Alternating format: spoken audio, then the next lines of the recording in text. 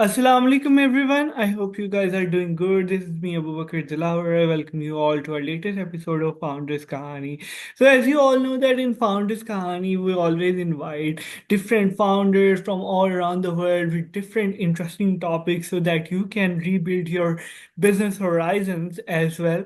So today we have a very amazing guest, and I think if you want to learn like how to manage a lot of things being a one person, you this is a guy who can teach you this very well. So please welcome the founder and CEO of Karobaar Technologies, Junaid Illyas. How are you, sir? I'm good, thank you very much. So this is founder's kahani. If I ask you what's your kahani is. Okay, first of all, let me tell you about myself. My name is Junaid Illyas. I'm a CEO and founder of Karobaar Technologies, having 13 years plus of work experience at corporate companies such as Coke, Pepsi, and other FMCG renowned companies. And I'm a LUMS business graduate as well. And as far as the Karobaar Technologies, you can say journey or aspirations concerned, the inspiration was very deeply rooted in my observation of inefficiencies with traditional not only B2B operations, but also how you can address, you can say, the last mile delivery as well. It was born out of a vision to bridge the gaps in B2B e-commerce ecosystem. And I also observe inefficiencies in supply chain management, inventory allocation, and you can say customer service in traditional B2B commerce inspired me to create a solution driven platform. And from the mission perspective, it was very clear streamline operations for the businesses and empower them with the tools to thrive in competitive landscape. I realized there was a pressing need for a platform that could bridge these gaps by leverage technology to simplify processes, improving the transparencies and enhance decision making as well. Uh, so this was the backend story That's from a the really amazing story, I guess. By the way, when we met, you were telling me about some other story as well that you couldn't find a Pepsi bottle. So can you share that as well? yeah, sure. It is also one of the interesting story. I went to three outlets in order to find a Mountain Dew 500 ml bottle, and I couldn't find it. So I decided, uh, and before decided, I probed the things. What were the root cause? Why there is a shortage of the product? So I evaluated from the problem statement perspective that supply chain disruption, last mile logistics, and you can say product range. So these three were the fundamentals of the problem statement which I identified, and that is why I decided, okay, let's go for my own venture. Okay, that's In really order to interesting, by the way. This is a very amazing story. By the way, I think you should add it to your investor pitch as well. It's very yeah, relatable yeah, story as well. yeah, yeah. S- So why, like you, as you told that you are into B2B ecosystem like from 13 years, and you have like observed all different features of that business, and now you are in B2B e-commerce as well. So how do you think like how the B2B e-commerce system is evolving, and how basically Karobaar Technology is catering with that? Okay, from the evolution, you can say perspectives concerned, the B2B e-commerce landscape is evolving very rapidly with not only digital transformation, but also you can say the multiple factors also involved. Uh, from the B2B perspective, what Karobaar Technologies is doing, we are playing a pivot role by offering a robust, scalable platform tailored to meet the demands of diverse industries. We focus on creating the seamless process, real-time tracking, and data-driven decision-making tools for our clients. And from the evolution, again, point of view, the B2B e-commerce, as you can say, is undergoing a dynamic transformation by advancing the technology, changing buyer behavior, and increase the globalization model as well. Traditional models are being replaced by digital first strategies, and business are prioritize speed, transparencies, and efficiencies in their you can say transactions. Here's how I see the evolution unfolding.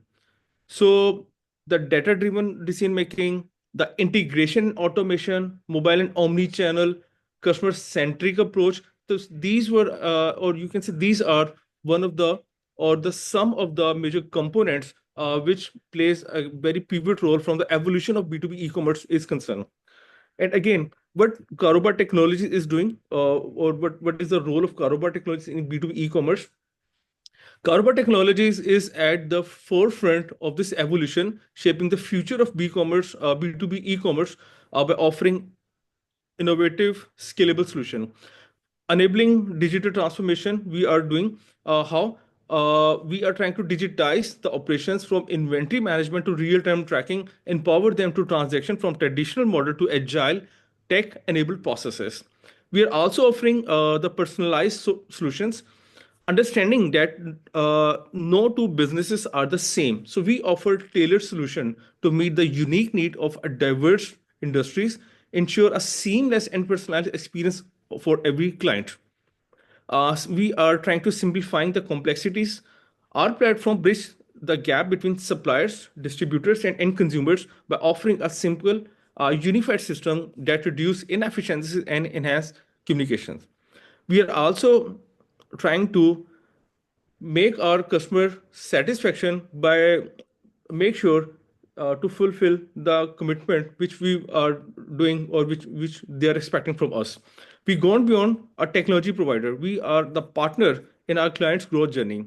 By continuously innovative and addressing the pain points, we help business scales and succeed in a competitive environment as well. As Yeah, a B2B as the B2B e-commerce space continue to evolve, Karobaar Technologies is committed to stay ahead of the curve by anticipating trends and focusing on delivering values. We aim to be drive force in transforming how business connect, transact, and thrive.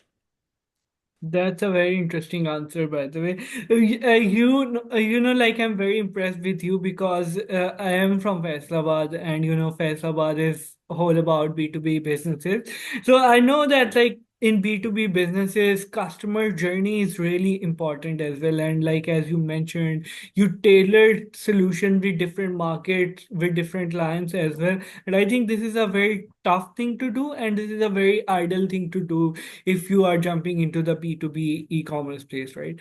So now my next question is you find out different ways about basically how different customers journey would look like, tailored to according to their needs. But how do you tap into the new market, and what are some challenges that you face during entering to the new market, and what a beginner or a naive person should keep in his mind, like what should things he would take care of if he wants to enter into a new market of B2B commerce? Okay. Identifying and tapping into a new market, it's not an easy task. Entering new market requires a deep research and adaptive strategy. We analyze industry trends, assess demand supply dynamics, and we also try to build strong local partnerships and relationships as well with buyers, with suppliers, and with the companies as well. One challenge was navigating you can say requirement, which we overcame by building a team of experts to handle compliance and logistics. Another thing, the industry trend, because which sector requires more attention from the you can say potential point of view. It not only involve if you analyze the industry reports, competitive landscapes, and macroeconomics indicators. And other thing, the customer pain point, how you can engage with a potential customer and conduct the surveys. We identify gaps in their current processes, and we try to provide the solution through we can address and mitigate, you can say, sort of a thing. And again, the most important thing, the scalable infrastructure, it plays a very pivot role. uh, from our platform is concerned, we are trying to build a scalable, which not only allow us to handle varying the market sizes and complexity, we know how to handle things as well. And from the challenges concerned, uh, the low digital adoption adaptation. It is one of the major challenge because in some market or the business were hesitate to adapt technology relying on the traditional method. So we are trying to emphasize how to educate them, how to make sure that they should convert from the traditional model into the, you can say, from the digitization platform point of view, to make transactions, to do the business, so that it will not only help to build the confidence, and but it also help to make, you can say, a long term relationship, from the retention, from, you can say, potential customer perspective as well. And other thing, the operational bottlenecks, it is a very important challenge, how you adapt the logistics and supply chain processes to mitigate in order to, you can say, overcome the initial challenges. We are partnering with established local logistics providers which help us overcome these barriers and ensure the smooth operations. That's very interesting.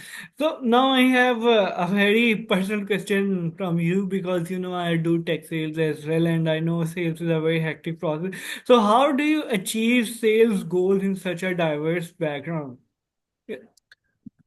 I already have a very diversified portfolio. Like I worked at FMCG, I worked at cosmetics, I worked at the pharma, you can see sectors as well. So I know where is the potential lags, and I know what is the, you can say, the actual target audience to tap. And another thing, I also worked pan Pakistan, or you can say across Pakistan, at different companies at different locations as well. It not only helped me in order to identify the right potential the audience, but it also helped me to identify the what is the customer need, what is the customer segmentation, and how, what sort of products they require and how I will uh, fulfill their needs in order to not only scale up the business but also help to explore, you can say, the new market segments and the other sectors as well. Interesting. So how do you basically negotiate and maintain a healthy relationship with the clients as well? uh, you know uh, it is again a very important thing. uh, Transparency, mutual respect, and clear communications are the cornerstones of our negotiation strategy. We emphasize understanding our clients' pain points and align our solution to address them, fostering long-term partnerships as well. Like we prepare thoroughly for negotiation. We understand the client needs and what are the challenges and what sort of expectation should be addressed, or in order to address the thing.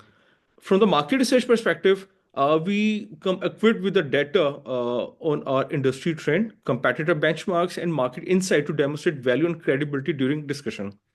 And again, the clear objectives from the negotiation perspective, we have a very well-defined strategy, including the acceptable terms, walkaway points, ensure we remain focused while being flexible. And again, the important thing, the, you can say, how to build trust from the start.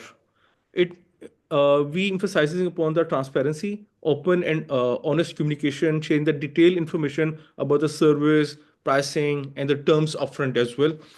From the consistency perspective, we ensure that the deliverance of the promises consistently builds the credibility and reinforce trust over time as well. And so that is where, at the end of the story, it emphasizes upon the win-win solution, like mutual benefits, rather than focus solely on our own gains. We explore solution to that provides value to both parties. This collaboration or this collaborative approach foster goodwill and encourage long-term partnerships. Okay, okay. So, like I'm sure that this is not a one man show as well, and you probably have a very great team or a huge team to basically manage all these things, and managing all these different clients and all these supply chains. So, how do you manage a healthy team environment basically? To create a healthy team environment, my approach is to foster a culture of collaboration, inclusivity, and continuous learning. Because I believe to provide opportunity for skill development, recognize achievements, and encourage open communication to maintain not only morale but as well as the productivity as well. I make sure that the shared goals should be properly shared with the team so that every individual try to contribute to the larger vision. This alignment again fosters a sense of purpose and belonging. Transparent communication again, because regular updates on the company profiles, what sort of challenges and opportunities, it not only keep the team informed and engaged, but it also open a different, you can say, a platform for the team in order to contribute in it as well. And I also believe to create, you can say, a promotion or promoting open communication as well, by encouraging the feedback, two-way dialogue, and again, the most important thing, I also believe to support the work-life balance, like work from home, flexible hours, paid times for the employees in order to balance their personal and professional responsibilities, and again, the most important thing, mental health initiatives, like by providing the access to counseling services. We are also offering some sort of wellness programs for the employees and stress management workshops in order to handle how they can handle the stress while working at the, you can say, the rigorous situations. Okay. So, do you have like I know that you have a lot of degrees as well. So, can you share some of the key insight of about leadership that you maybe learned or heard somewhere? Yeah. From the LUMS perspective, as I already told you, I'm a business graduate as well. I learned from the leadership perspective, empathetic leadership. Like it not only helped to demonstrate the empathy and approachability, but it also helped to create.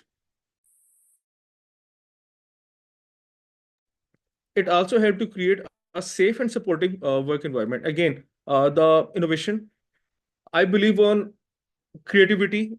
We create environment where team members feels empowered to experiment, take risk, and propose new ideas without failures. And again, how to resolve conflict constructively. Proactive mediation, I believe on addressing the conflict early and facilitating the constructive discussion, not only to ensure they don't escape, but also to address the solution. Focus on solutions as well, like the emphasis on is on the finding win-win outcomes that strengthens the team dynamics rather than fostering resentment. That's a very wonderful answer.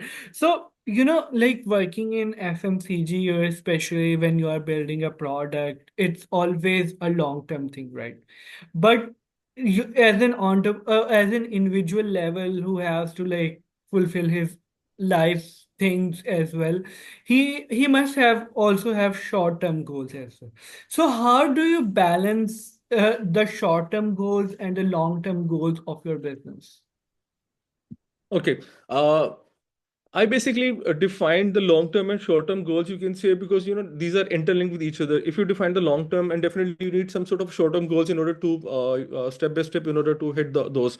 Like set up the clear long term vision. I have defined the roadmap that my vision revolve around becoming a leader enabler of becoming e-commerce solution as a company, driving innovation, efficiency, and value for our partners and clients. So this is the roadmap. And again, from if I dig down it into the some other factors, like what should be the principal guideline, you can say, the core values such as customer centric, again, innovation and sustainability, which not only ensure the short term goals remain aligned with the long term, but it also help to align the things as well. And again, break down the vision into the achievable milestones such as smart smart goals. It not divide the long term vision into the, you can say, smart is all about specific, measurable, achievable, relevant, and the time bound milestone as well. So it make actionable and trackable sort of a thing. And again, the phased approach. Uh, as we inducted vending machines at lumps, so it was a short-term milestone aligned with our long-term plan for of diversifying revenue streams and expanding to the automated multiple solution as well. And again, how to prioritize the short-term which drive the long-term success, like immediate value creation. Short-term goals are designed to generate the you can say immediate impact, uh, in order to have a better customer experience, or you can say increase the market share. So we believe to make a customized, you can say sort of objectives which are linked again with the short term and long term, because every day the market behavior or the customer, you can say penetration vary day to day, market to market, and area to area as well. Yeah, exactly, exactly. So, thank you so much, Junaid, for coming to Founders Kahani today. We had a very wonderful session with you. Used to we got to learn a lot about B2B e-commerce, especially in the FMCG field from you, and it was an honor talking to you. So, but most of my Founders Kahani podcasts are very serious, and we had a very serious discussion like how B2B business works, how this, how this. But I'm part of Gen Z, and Gen Z always find a cool aspect in every serious stuff. So now I have a very cool question to ask from you. So if I give you a chance to invite three people on your dinner table, dead or alive, who that will be and why? From the professional point of view, or from the personal perspective? It could be anything. You have Okay, it could. the open floor. Okay, it could be anything. So first of all, I would like to invite Mr. Abid Akbar. He is my mentor, and he was my first boss at Coca-Cola company. He was my line manager. Currently, he's working as a GM sales at Mizan Cola. Sorry, Next Cola. Dr. Shakil Chacha. He's a dean at LUMS, SDSB Business School, and he's again the mentor and a very close to my heart as a, you can say, as a mentor. Let Number me two, let and me number three. give you a thing here. You can invite anyone, dead or alive, anyone. Okay, dead or alive. And another one is a Mr. Arshad. He, you can say, played a very anchored sort of a role in my life. So these three people I would like to invite. That would be a very interesting table to sit with as well. So, thank you so much, Junaid, for coming to Founders Kahani. So, at the end, if you have any advice for the young entrepreneur, how to manage stress and how to manage the anxiety that comes in a byproduct with entrepreneurship. Sure. My advice is for them to understand the customer journey and the pain points, build solutions that are scalable, and invest in technology early. Surround yourself with a team that shares your vision and value. Understand your market inside out, have some deep insight from the research perspective, focus on the niche need, like you can say, unlike B2C, B2B market often demand specialized solution. Tailor your, you can say, offering to address specific needs, whatever the product or whatever the service you're going to offer, and build strong relationship, focus on a long-term partnerships, prioritize your customer experiences, and again invest in technology and build a resilient supply chain, which help to ensure reliability and transparency, and again try to develop a strong value proposition. That's a very great advice. So thank you so much guys for listening to Founders Kahani today. I hope you got to learn a lot of things from today's episode. So please do let us know in the comment section or on the DMs of our social about the feedback of the podcast, and if there is any specific topic you want to have a podcast on as well. And please stay blessed and taraqi karte rahein. Allah Hafiz.